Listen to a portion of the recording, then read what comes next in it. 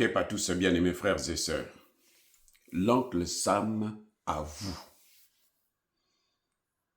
qu'il ne pouvait pas prendre l'uranium iranien. Il avoue que c'est enterré. Je ne sais pas si vous avez suivi sa dernière déclaration. C'était un journaliste qui lui posait la question de savoir, mais concernant la poudre en question, là, hein? C'est fini, c'est enterré. Il dit oui, c'est fini. Ils sont enterrés. On lui demande, mais pourquoi? Qu'est-ce qui s'est passé? Il dit, l'Iran, ce n'est pas le Venezuela. Oh, mais je ne vous avais pas dit ça. Vous vous souvenez, non? On s'était entendu. Nous nous sommes entendus que l'Iran, ce n'est pas le Venezuela. C'est lui-même, c'est l'oncle Sam, l'homme à la cravate rouge qui parle. L'Iran, ce n'est pas le Venezuela. Nous sommes allés au Venezuela.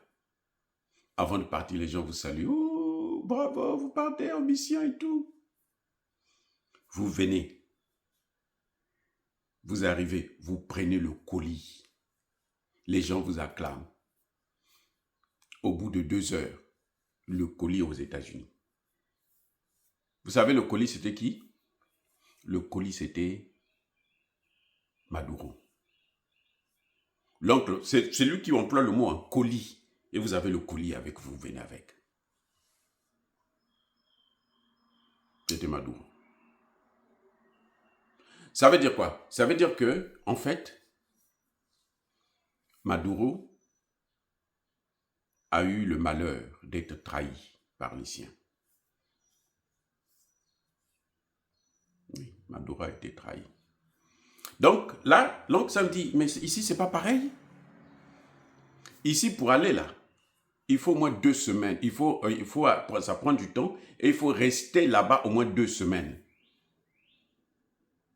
Il faut amener l'équipement.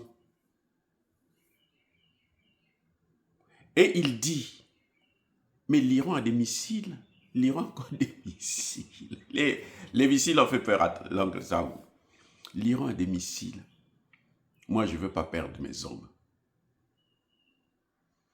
Je ne veux pas perdre mes hommes. Ça aussi, je vous avais dit que dans le pays, là, eux, ils aiment neutraliser les autres. Mais quand on commence à les neutraliser, là, ça devient compliqué. Chez l'oncle Sam, ils sont contents quand c'est eux qui envoient au repos éternel. Personne ne va se plaindre. C'est ça le problème chez eux. Personne ne va se plaindre. Parce qu'ils ont toujours mis en place un narratif qui accompagne leurs crimes. On en parlera après. Bref, c'est ça le problème. Il a eu peur des missiles. Il a reculé. Il a reconnu à demi-mot que l'Iran est fort. Qu'on ne peut rien faire face à l'Iran. Même pour négocier. Mais s'il a remercié la Chine et la Russie, ça veut dire quoi? Ça veut dire que même pour négocier, l'Iran ne voulait pas parler avec l'oncle Sam. Les amis, c'est la leçon que nous, les Africains, nous devons retenir. Nos dirigeants africains, là.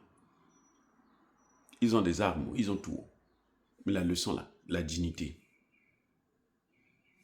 Pour que l'Iran parle avec l'oncle Sam, pour qu'il négocie, il a fallu que la Chine et la Russie interviennent. Et il a posé des conditions. Et les conditions sont fermes. Dorénavant, l'oncle Sam ne viendra plus jouer là-bas. J'ai dit, hein, il ne va plus jouer. Celui qui est son proxy qui est en train de continuer à bavarder là, je dis bien bavarder. Ce que l'Iran attend, c'est de signer tout avec l'oncle Sam. Maintenant, l'oncle Sam est de côté. L'oncle Sam n'a plus le droit d'intervenir. Maintenant, puisque lui, il a dit, il n'est pas tenu par ça, ben ils vont s'affronter. Et ça ne prendra pas 12 jours. Si en juin 2025, ça avait pris 12 jours, cette fois-ci, ça prendra peut-être la moitié, sinon moins de la moitié. Je vous le garantis. Ce qu'ils veulent, c'est que l'oncle Sam se mette de côté complètement. Que non, moi je ne suis plus dans cette affaire-là.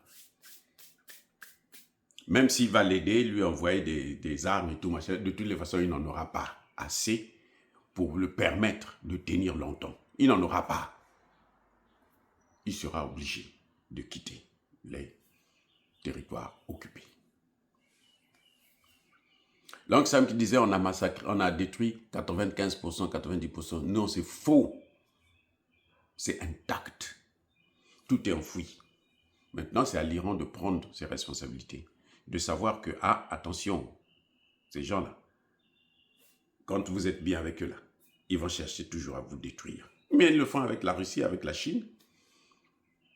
Donc ils doivent avoir, tu dors, comme disait, c'était Houphouët, voilà, le vieux Houphouët qui disait, quand tu dors, il faut toujours dormir avec un seul œil. Un œil ouvert, un œil qui est fermé.